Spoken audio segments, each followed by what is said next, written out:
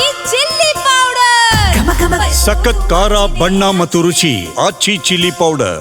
Ballari banner ಗಲಾಟೆಯ ಕಾರಣಕ್ಕೆ ಹೆಣ ಬಿದ್ದಿದ್ದಾಯ್ತು. ಇದರ ಬೆನ್ನಲ್ಲೇ ಪೊಲೀಸರು ತೀವ್ರಗತಿಯಲ್ಲಿ ತನಿಖೆಯನ್ನು ಮುಂದುವರಿಸಿದ್ದಾರೆ. 26 ಜನರಿಗೆ ನೋಟಿಸ್ ಅನ್ನು ಕೊಟ್ಟಿದ್ದಾರೆ ಅನ್ನೋ ಮಾಹಿತಿ. ನೋಟಿಸ್ ನೀಡಿದವರಿಗೆ ವಿಚಾರಣೆ ಮಾಡುವಂತಹ ಸಾಧ್ಯತೆ ಇದೆ. ಟೋಟಲ್ ಆಗಿ ಗಲಭೆಯ ದೃಶ್ಯಾವಳಿಯನ್ನು ಆಧರಿಸಿ ಪೊಲೀಸರು ನೋಟಿಸ್ ಅನ್ನು ಕೊಟ್ಟಿದ್ರು. ಈ ಪ್ರಕರಣದಲ್ಲಿ ಸಿಐಡಿ ಕೂಡ ಎಂಟ್ರಿ ಆಗಿದೆ. 67 ಜನರ ಪಾತ್ರದ ಕುರಿತು ಮಾಹಿತಿಯನ್ನ ಸಿಐಡಿ ಅಧಿಕಾರಿಗಳು ಕಲೆ ಹಾಕಿದ್ದಾರೆ. ನಾಳೆ ಮತ್ತಷ್ಟು ಜನರಿಗೆ ನೋಟಿಸ್ ಕೊಡುವಂತಹ ಸಾಧ್ಯತೆ ಇದೆ. ಈ ಮಧ್ಯೆ ರಾಷ್ಟ್ರೀಯ ಅಧ್ಯಕ್ಷರಿಗೆ ಬಿವೈ ವಿಜೇಂದ್ರ ಪತ್ರ ಬರೆದಿದ್ದಾರೆ. ಬಳ್ಳಾರಿ ಗಲಾಟೆ ಸಂಬಂಧ ಪಾದಯಾತ್ರೆಗೆ ಅನುಮತಿಯನ್ನ ಕೇಳಿ ಪತ್ರವನ್ನು ಬರೆದಿದ್ದಾರೆ. ಬಿಕಾಸ್ ಪಾದಯಾತ್ರೆ ಮಾಡೋ ಡಿಸಿಷನ್ ಎಲ್ಲ ಹ್ಯೂಜ್ ಡಿಸಿಷನ್.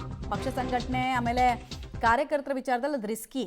ಹೀಗಾಗಿ ಇವರೇ ತಗೊಂಡ್ಬಿಡೋಕ್ಕಾಗಲ್ಲ ಡಿಸಿಷನನ್ನು. ಸೊ ರಾಷ್ಟ್ರೀಯ ಅಧ್ಯಕ್ಷರಿಗೆ ಕೇಳಿದ್ದಾರಂತೆ. ಅಲ್ಲಿಂದ ಗ್ರೀನ್ ಸಿಗ್ನಲ್ ಸಿಗುತ್ತಾ ಅನ್ನೋದು ಪ್ರಶ್ನೆ. ಆಮೇಲೆ ಪಾದಯಾತ್ರೆ ಮಾಡುವಂತಹ ವಿಚಾರ ಎಲ್ರಿಗೂ ಅಪ್ಲೈ ಆಗುವಂತಹ ವಿಚಾರಗಳಾಗಿರಬೇಕು. ಈಗ ಫಾರ್ ಎಕ್ಸಾಂಪಲ್ ಕರಪ್ಷನ್ ಅನ್ನೋ ವಿಚಾರ ಎಲ್ಲ ಇದ್ದರೆ ಎಲ್ರಿಗೂ ಅದು ಅಪ್ಲೈ ಆಗುತ್ತೆ. ಎಲ್ಲ ಜಿಲ್ಲೆನಲ್ಲೂ ಕೂಡ ಅಂಥದ್ದೆಲ್ಲ ಆರೋಪ ಇರುತ್ತೆ. ಬಟ್ ಇಲ್ಲಿ ಪಾದಯಾತ್ರೆ ಹುಮ್ಮಸ್ಸನ್ನು BJPಯ ಶ್ರೀರಾಮುಲವರು ಮಾತ್ರ ತೋರಿಸ್ತಾ ಇದ್ದಾರೆ. ಇನ್ಫ್ಯಾಕ್ಟ್ ಘಟನೆಯಲ್ಲಿ ಜನಾರ್ದನ ರೆಡ್ಡಿ ಅವರಿಗೆ ಪ್ರತಿಭಟನೆಗೆ ಮಾತ್ರ ಆಸೆ ಇತ್ತು. ಡೀಟೇಲ್ಸ್ ಕೊಡ್ತಾರೆ ಅಂಬರೀಷ್ ನೇರ ಸಂಪರ್ಕದಲ್ಲಿ. ಅಂಬರೀಷ್, 2 ಪ್ರಶ್ನೆಗಳು. ಮೊದಲ ಪ್ರಶ್ನೆ ತನಿಖೆ ವಿಚಾರವಾಗಿ 26 ಜನರಿಗೆ ನೋಟಿಸ್ ಅಂತ. ಇದರಲ್ಲಿ ಹೆಚ್ಚಿನವರು ಯಾರ ಕಡೆಯವರು? ಎರಡನೇದು, ಈ ಪಾದಯಾತ್ರೆಗೆ ಸಂಬಂಧಪಟ್ಟಂತೆ ಜನಾರ್ದನ ರೆಡ್ಡಿ ಮತ್ತು ಶ್ರೀರಾಮುಲು ಅವರ ಇಂಟ್ರೆಸ್ಟ್ ಬೇರೆ ಬೇರೆ ಇದೆಯಲ್ಲ? ಖಂಡಿತ ಮಮತಾ. ಇದೀಗ ಬಳ್ಳಾರಿಯಲ್ಲಿ ಬ್ಯಾನರ್ ಗಲಭೆ ವಿಚಾರಕ್ಕೆ ಸಂಬಂಧಪಟ್ಟಂತೆ ಇದೀಗ ಕಾಂಗ್ರೆಸ್ ಮತ್ತು ಬಿಜೆಪಿ ಎರಡೂ ಕಡೆಗಳಲ್ಲೂ ಕೂಡ ಸಮಾನವಾಗಿ ಈಗಾಗಲೇ ಪೊಲೀಸರು ನೋಟಿಸನ್ನು ಕೊಡೋದ್ರ ಮೂಲಕ ಅವರಿಗೆ 107 ಸೆಕ್ಷನ್ 107 ಅಡಿಯಲ್ಲಿ ನೋಟಿಸ್ಗಳನ್ನು ಕೊಟ್ಟಿದ್ದಾರೆ. ಅದರ ಪ್ರಕಾರವಾಗಿ ವಿಚಾರಣೆಗೆ ಹಾಜರಾಗಬೇಕು ಅನ್ನುವಂಥ ಮಾತನ್ನು ಹೇಳಿದ್ರು.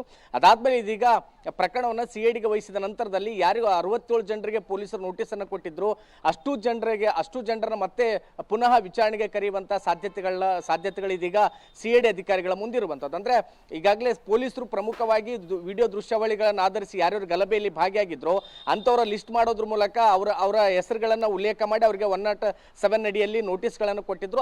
ಅದನ್ನೇ ಮತ್ತೆ ಇವಾಗ ಸಿಐಡಿ ಅಧಿಕಾರಿಗಳು ಕೂಡ ಐಡೆಂಟಿಫಿಕೇಶನ್ ಮಾಡೋದ್ರ ಮೂಲಕ ಮತ್ತೆ ಇರ್ತಕ್ಕಂಥ ದೃಶ್ಯಾವಳಿಗಳನ್ನು ಮತ್ತು ಸಾಕ್ಷ್ಯಗಳನ್ನು ಸಂಗ್ರಹ ಮಾಡಿಕೊಂಡು ಅಲ್ಲಿಯೂ ಕೂಡ ಒಂದಿಷ್ಟು ಮಾಹಿತಿಗಳನ್ನು ಕಲೆ ಹಾಕಿದ ನಂತರದಲ್ಲಿ ಯಾರ್ಯಾರು 67 ಜನ ಇದ್ರು ಅವರೆಲ್ಲರನ್ನೂ ಕೂಡ ವಿಚಾರಣೆಗೆ ಕರೆಸುವಂತ ಸಾಧ್ಯತೆ ಇದೆ. ಮತ್ತೊಂದು ಕಡೆಗೆ ಭರತ್ ರೆಡ್ಡಿ ಮತ್ತು ಸತೀಶ್ ರೆಡ್ಡಿ ಅವರ ಗನ್ ಮ್ಯಾನ್ಗಳೇನಿದ್ರು ಅವರ ಗನ್ ಲೈಸೆನ್ಸ್ಗಳನ್ನು ಕೂಡ ಪರಿಶೀಲನೆ ಮಾಡುವಂತಹ ಹಂತಕ್ಕೆ ಇದೀಗ ಸಿಐಡಿ ಅಧಿಕಾರಿಗಳು ಮುಂದಾಗಿದ್ರೆ ಆ ನಿಟ್ಟಿನಲ್ಲಿ ಎಲ್ಲ ರೀತಿಯ ಕ್ರಮಗಳನ್ನು ಕೂಡ ಕೈಗೊಂಡಿದ್ದಾರೆ. ಮತ್ತೊಂದು ಕಡೆಗೆ ಅಗತ್ಯ ಬಿದ್ದಂತ ಸಂದರ್ಭದಲ್ಲಿ ಯಾರ್ಯಾರನ್ನ ವಿಚಾರಣೆಗೆ ಕರೆಸಬೇಕು ಅವರೆಲ್ಲರನ್ನು ಕೂಡ ವಿಚಾರಣೆಗೆ ಕರೆಸೋದಕ್ಕೆ ಈಗಾಗಲೇ ಸಿಐಡಿ ಅಧಿಕಾರಿಗಳು ಪ್ಲಾನ್ ಮಾಡ್ಕೊಂಡಿದ್ದಾರೆ ಮಮತಾ. ಮತ್ತೊಂದು ಕಡೆಗೆ ಪಾದಯಾತ್ರೆ ಮತ್ತು ಪ್ರತಿಭಟನೆ ವಿಚಾರದಲ್ಲಿ ಬಿಜೆಪಿ ನಾಯಕರುಗಳಿಗೆ ಸಾಕಷ್ಟು ಗೊಂದಲ ಇರುವಂತದ್ದಂತೂ ಸತ್ಯ. ಯಾಕಂದ್ರೆ ಆರಂಭದಲ್ಲಿ ಜನಾರ್ದನ್ ರೆಡ್ಡಿ ಹೇಳಿದ್ದು ಕೇವಲ ಪ್ರತಿಭಟನೆಯನ್ನ ಮಾಡ್ತೀವಿ ಅನ್ನುವಂತ ಮಾತನ್ನ, ಆದ್ರೆ ಪ್ರತಿಭಟನೆ ದಿನ ಘೋಷಣೆ ಮಾಡಿದ ಮೊದಲ ದಿನವೇ ಶ್ರೀರಾಮುಲು ಅವರು ಒಂದಿಷ್ಟು ಇದಕ್ಕೆ ಪ್ರತಿಕ್ರಿಯೆ ಕೊಡ್ಲಿಕ್ಕೆ ಹಿಂದೇಟನ್ನು ಹಾಕ್ತಾರೆ. ಆದ್ರೆ ರಾಮುಲು ಅವರು ಡೇ 1 ನಿಂದಲೂ ಕೂಡ ಕೇವಲ ಪ್ರತಿಭಟನೆ ಮಾತ್ರ ಅಲ್ಲ, ಬದಲಾಗಿ ಪಾದಯಾತ್ರೆಯನ್ನು ಕೂಡ ಮಾಡಬೇಕು, ಇಡೀ ಪ್ರಕರಣವನ್ನು ಖಂಡಿಸಿ ಬಳ್ಳಾರಿಯಿಂದ ಬೆಂಗಳೂರಿನವರೆಗೂ ಪಾದಯಾತ್ರೆ ಮಾಡಬೇಕು ಅನ್ನುವಂತ ಮಾತನ್ನ ಶ್ರೀರಾಮುಲು ಅವರು ಹೇಳಿದ್ರು. ಆದ್ರೆ ಇಬ್ಬರು ಕೂಡ ಪ್ರತ್ಯೇಕವಾಗಿ ರಾಜ್ಯ ನಾಯಕರುಗಳನ್ನು ಕೂಡ ಭೇಟಿಯಾಗಿ ಬಂದಿದ್ರು.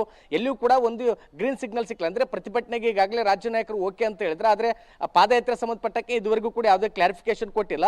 ಇದೇ ಕಾರಣಕ್ಕೋಸ್ಕರ ಇದೀಗ ರಾಜ್ಯಾಧ್ಯಕ್ಷರು ಕೂಡ ಈಗ ರಾಷ್ಟ್ರೀಯ ಅಧ್ಯಕ್ಷರಿಗೆ ಒಂದು ಪತ್ರವನ್ನು ಬರೆಯೋದ್ರ ಮೂಲಕ ಪಾದಯಾತ್ರೆಗೆ ಒಂದು ಪರ್ಮಿಷನ್ ಕೂಡ ಕೇಳಿರುವಂತದ್ದು, ಅವರಿಂದ ಅಭಿಪ್ರಾಯವನ್ನು ಕೂಡ ಕೇಳಿರುವಂತದ್ದು. ಆದ್ರೆ ಎಲ್ಲೋ ಒಂದು ಕಡೆಗೆ ಪಾದಯಾತ್ರೆ ಮತ್ತು ಪ್ರತಿಭಟನೆ ವಿಚಾರಕ್ಕೆ ಸಂಬಂಧಪಟ್ಟಂತೆ ಬಳ್ಳಾರಿಯ ಬಿಜೆಪಿ ನಾಯಕರುಗಳಲ್ಲಿ ಒಮ್ಮತ ಇಲ್ಲ ಅನ್ನುವಂಥದ್ದನ್ನು ನಾವು ಹಿಂದಿನಿಂದ ಕೂಡ ಹೇಳ್ತಾ ಬರ್ತಿದ್ವಿ. ಆದ್ರೆ ಇವತ್ತು ಮತ್ತೆ ಅದು ಕೂಡ ಪ್ರೂವ್ ಆಗಿರುತ್ತದೆ. ಯಾಕಂದ್ರೆ ಪ್ರತಿಭಟನೆ ಮತ್ತು ಪಾದಯಾತ್ರೆ ಅನ್ನುವಂಥ ವಿಚಾರದಲ್ಲಿ ಪ್ರತ್ಯೇಕವಾಗಿ ಶ್ರೀರಾಮುಲು ಮತ್ತು ಜನಾರ್ದನ್ ರೆಡ್ಡಿ ಅವರು ರಾಜ್ಯ ನಾಯಕರುಗಳನ್ನ ಭೇಟಿಯಾಗಿ ಬಂದಿದ್ರು. ಅದಾದ್ಮೇಲೆ ಇದುವರೆಗೂ ಕೂಡ ಕೇವಲ ಪ್ರತಿಭಟನೆಗೆ ಮಾತ್ರ ರಾಜ್ಯ ನಾಯಕರು ಪರ್ಮಿಷನ್ ಕೊಟ್ಟಿರುವಂತದ್ದು, ಆದ್ರೆ ಪಾದಯಾತ್ರೆಗೆ ಇದುವರೆಗೂ ಕೊಟ್ಟಿಲ್ಲ. ಒಟ್ಟಾರೆಯಾಗಿ ಇಡೀ ಘಟನೆಗೆ ಸಂಬಂಧಪಟ್ಟಂತೆ ಸಿಐಡಿ ಅಧಿಕಾರಿಗಳು ತನಿಖೆಯನ್ನ ಚುರುಕುಗೊಳಿಸಿದ್ರು. ಆದ್ರೆ ಕೊನೆಯ ಹಂತದಲ್ಲಿ ಯಾರ್ಯಾರು ಇದರಲ್ಲಿ ಪಾತ್ರ ಏನು ಅನ್ನುವಂಥದ್ದಷ್ಟೇ ಗೊತ್ತಾಗಬೇಕಾಗಿರುವಂಥದ್ದು ಮಮತಾ. ಧನ್ಯವಾದ ಅಂಬರೀಷ್, ತಮ್ಮ ಮಾಹಿತಿಗಾಗಿ.